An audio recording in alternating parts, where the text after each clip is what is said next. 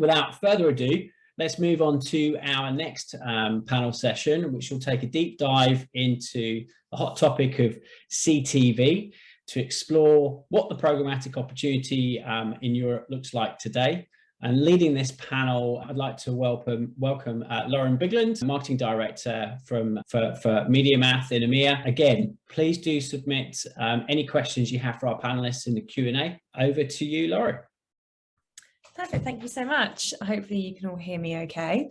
So very pleased to be moderating the CTV deep dive on behalf of MediaMath. We're going to be exploring the CTV programmatic supply chain and the buying options that are available in Europe today. We'll also be taking a closer look at how it's evolved over the last 12 months, sharing some best practices and looking at what the future holds for the channel. So I'm going to hand over to our panelists to introduce themselves. So Sam. Hello, good to be here. So Sam Wilson, VP of Business Development and Enterprise Sales at Magnite. So working closely with our publishers and partnerships across EMEA. Perfect. Colin. Hi, everyone. My name is Colin Kurth, and I'm the head of Biddable Media at Publicis Media for some of our FMCG clients. And I'm very happy to be here. I moved from the US market to Europe about 3 years ago, and it's been a really great journey for me to see the evolution of CTV in this region specifically. So happy to be here. Great. Chris? Hey everybody, great to be here as well. My name is Chris Kleinschmidt. I am currently the head of platform sales for Samsung Ads across Europe. And very similar to Colin, I actually moved to London about 4 years ago from the United States. Again, to bring a unique purview, I think, into the connected TV world as it's evolved. Perfect. And last but not least, Sarah. Hi, I'm Sarah Standke. I'm Director of Business Development at the Trade Desk in Germany. I look mainly after our agency clients, educate them about programmatic and especially CTV. So excited to be here today. Perfect. Thank you all so much. Before we get started, I do just want to clarify our definition of CTV. So for the purposes of this panel, we'll be using the IAB Europe's definition, which is CTV is a TV that's connected to the internet with video content delivered to the TV screen through that internet connection. Okay, so I think we're ready to jump into the first question, which is what is the current status of programmatic trading for CTV across Europe? And Sam, perhaps you can kick us off there. Yeah, sure. And thanks for that definition, because everyone's is slightly different. So it's good to have something from the IAB. So yeah, the status is very different, I would say, depending on kind of which players that you're talking to in the market. So you've got BVOD partners, so the broadcasters, you've got fast channels, you've got device manufacturers like Samsung, and then you've got the telco and operators. So I think each of those kind of work with programmatic in a different way. And what we often find is that the kind of digital first businesses, the fast channels and the device manufacturers, they actually lean quite heavily into programmatic. They're across multiple markets. It's easy to partner with third parties that have got strong presences in those markets.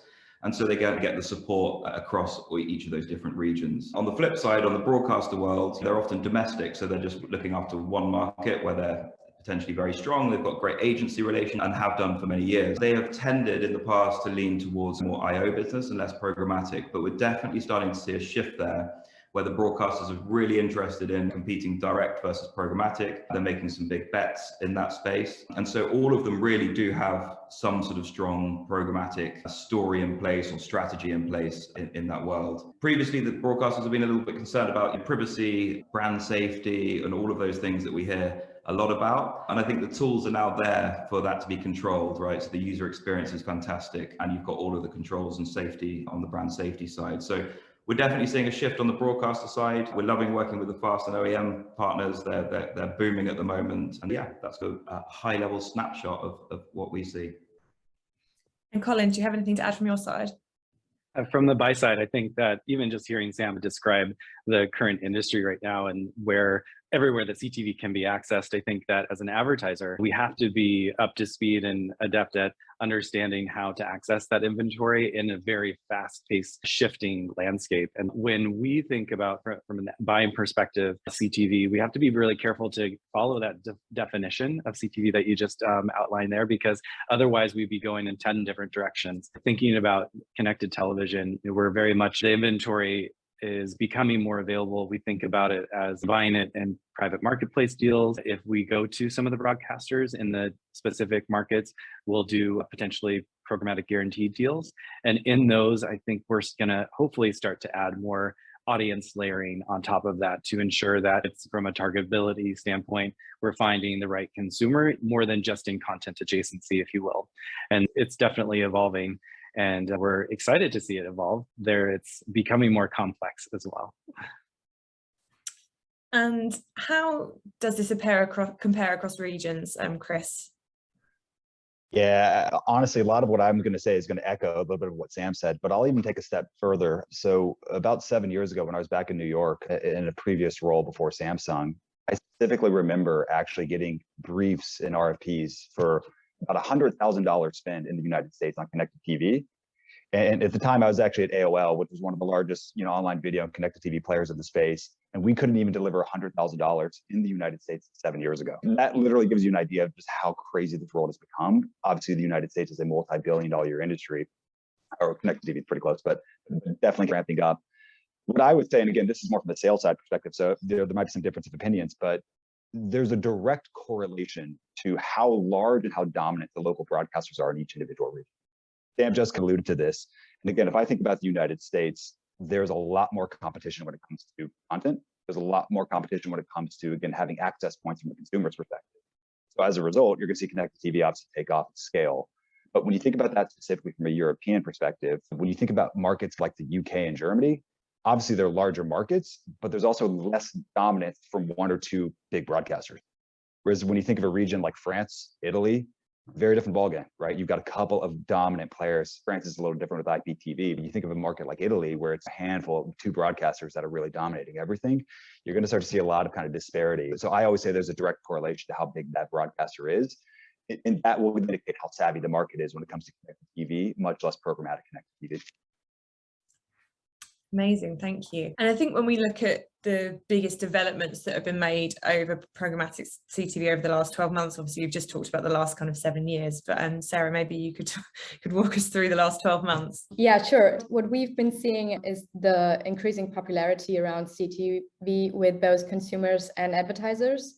So we basically see it across the board, and this also means that we're seeing that audiences are increasingly moving away from watching linear TV. I think we're getting to this point a little bit in the next few questions, but there are developments around how to move or how to measure incremental. So this is definitely a huge topic in the last 12 months. And the expanding appetite for AVOD services from broadcasters is leading to increased investment opportunities for advertisers as well. If you look into the US, again, just last month, Netflix announced that it is planning to introduce an ad-supported content in the near future. So I think that's a very big step for the whole industry around CTV. We're already seeing significant advancements being made overall in Europe as well. So CTV in the UK, for example, where Sky Media announced last year that it would allow all of its content to be traded programmatically for the first time.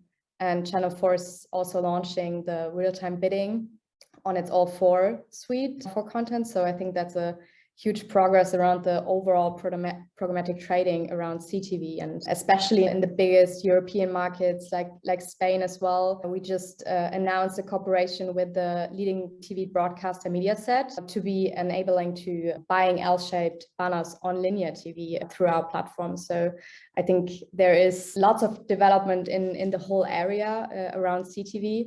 And to maybe summarize this, I would say like broadcasters expanding their offer in connected TV, as well as programmatic linear is a huge topic. And then the streaming leaders, Amazon, Disney, Netflix, who start to offer ad-supported options or preparing to do so in the future. Amazing.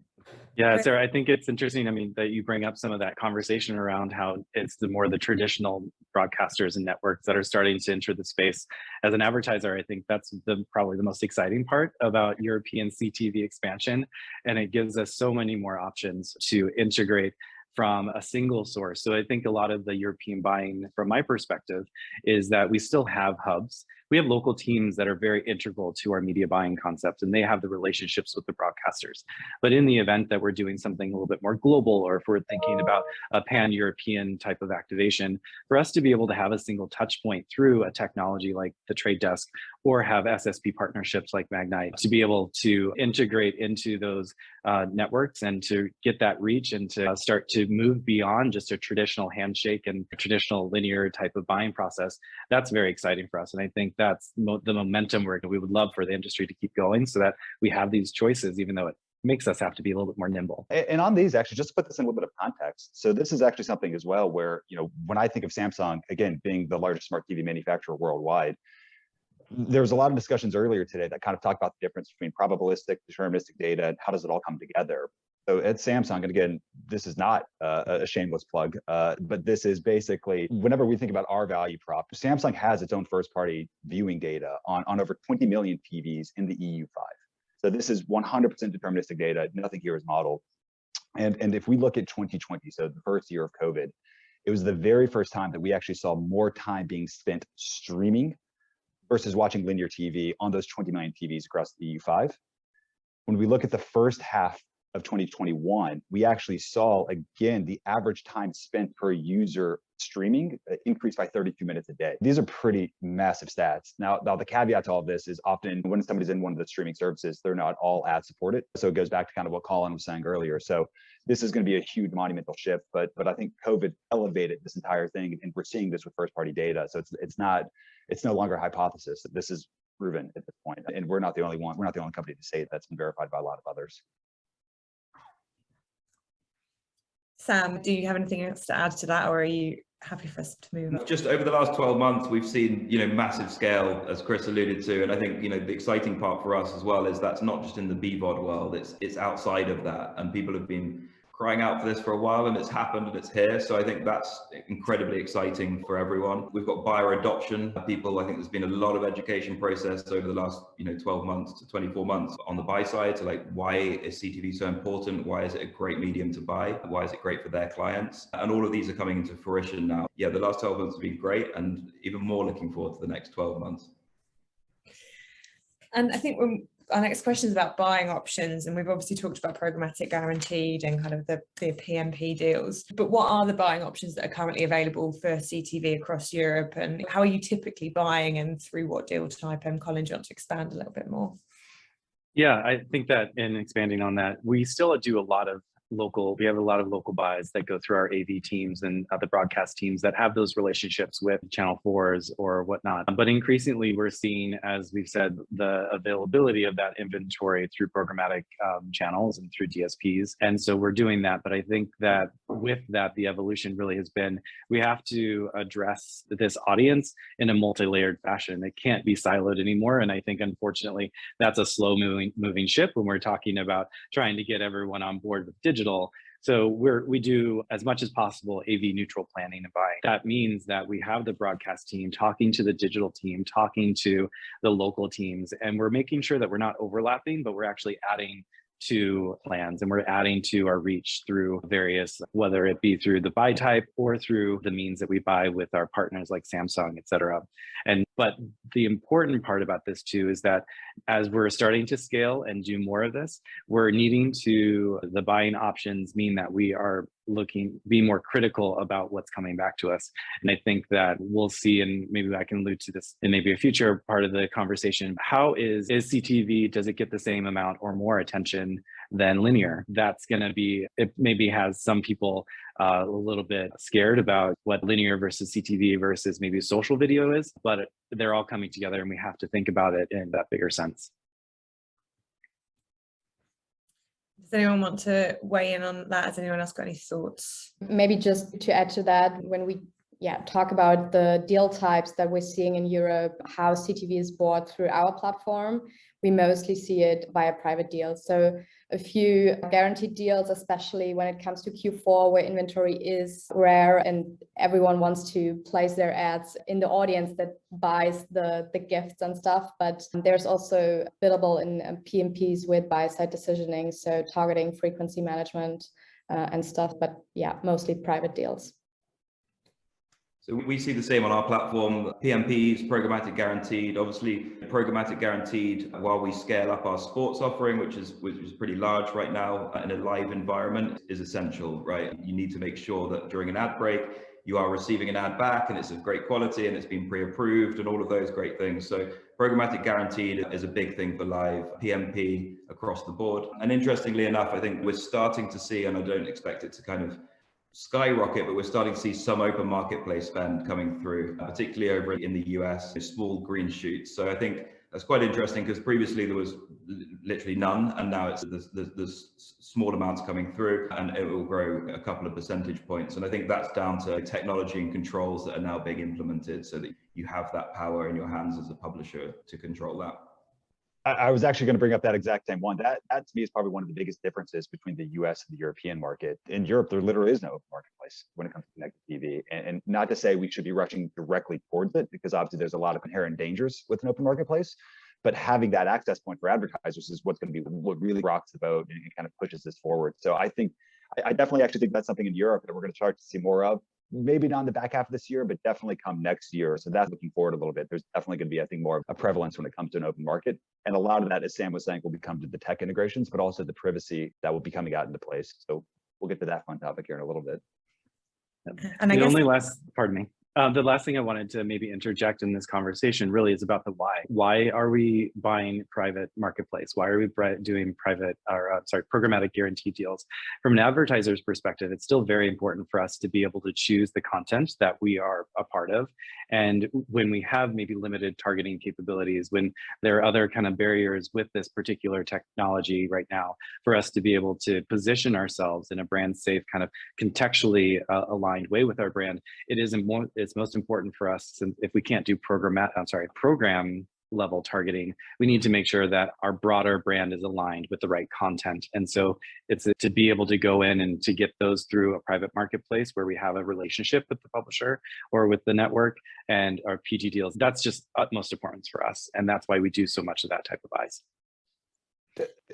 I know we want to switch topics, but I do actually want to jump into that a little bit. I want to, Colin, get your take on this, because I actually think that this is a big misconception when it comes to connect. And for everybody out there, this is not pre-planned, so this is the first time Colin's hearing this. But what I would say is oftentimes, like, people talk about this idea of knowing exactly which channel their linear ads will be running against. And that's great, but we also know that's not entirely true. Like, you'll usually get some premium channels, programs, and then there's some long tail that will happen. But we all know it's a brand safe environment, it's on TV. I think the mindset of online video has trickled into connected TV.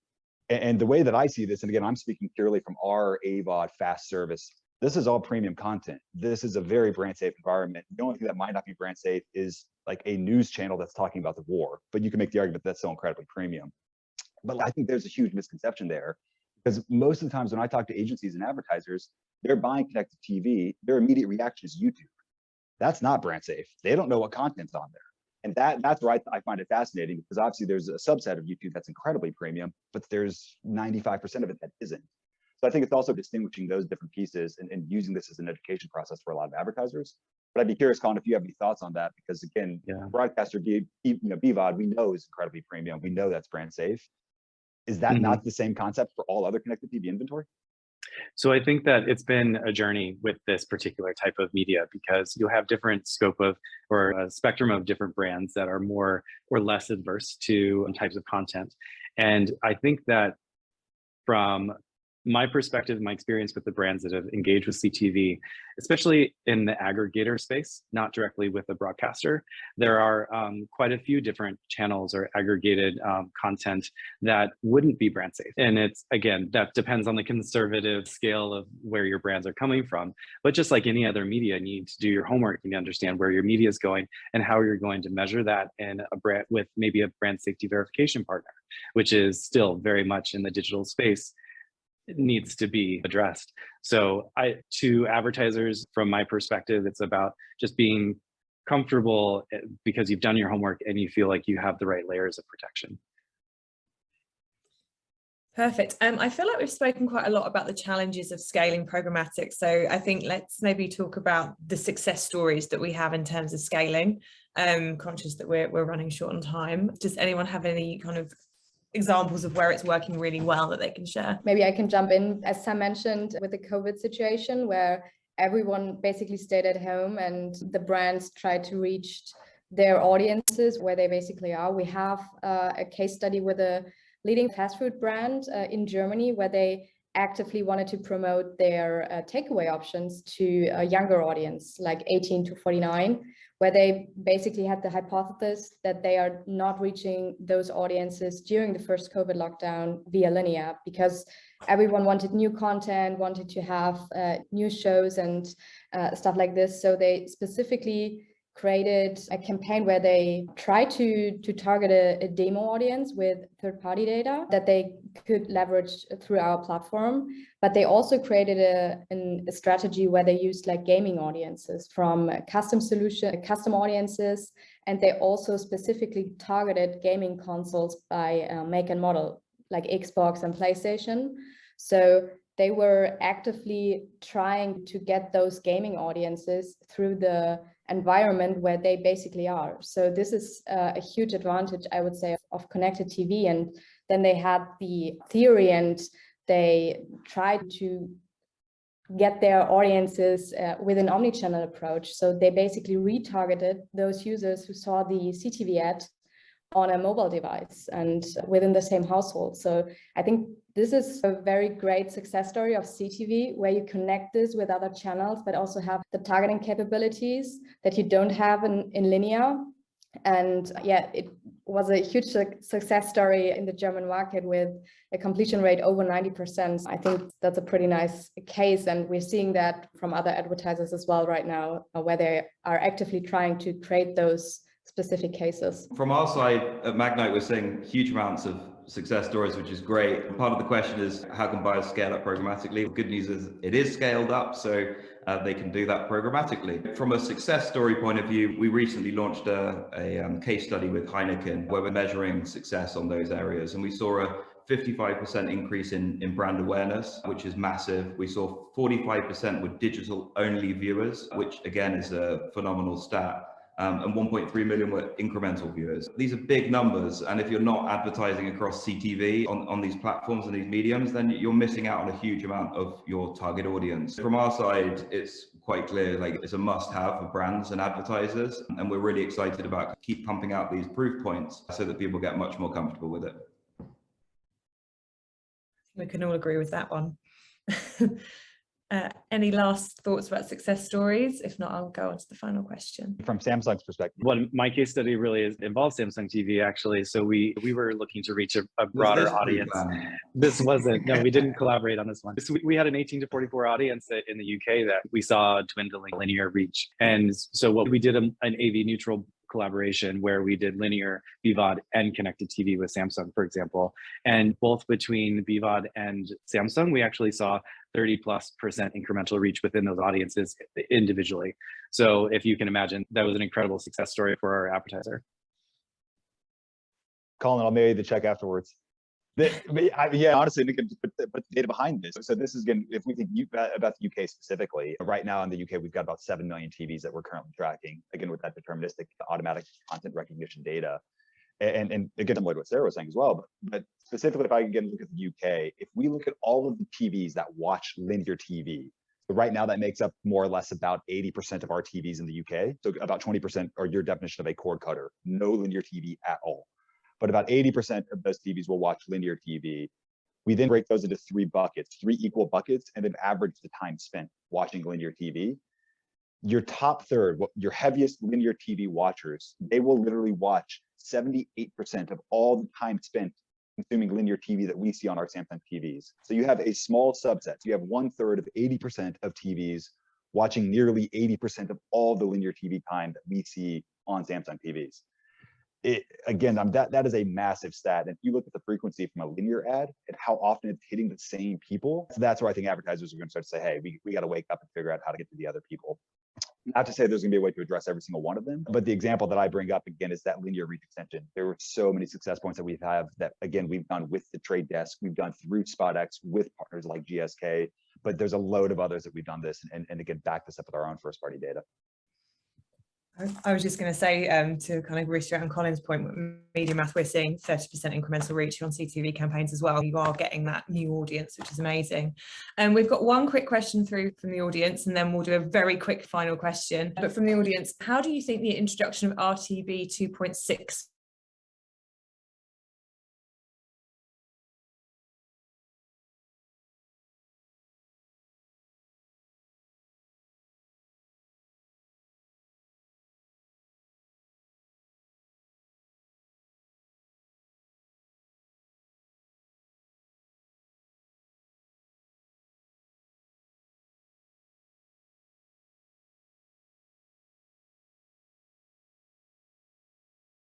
He's come out full-fledged, that's going to give us a lot more opportunities to actually then take this to advertisers and do the third-party tracking that everybody needs.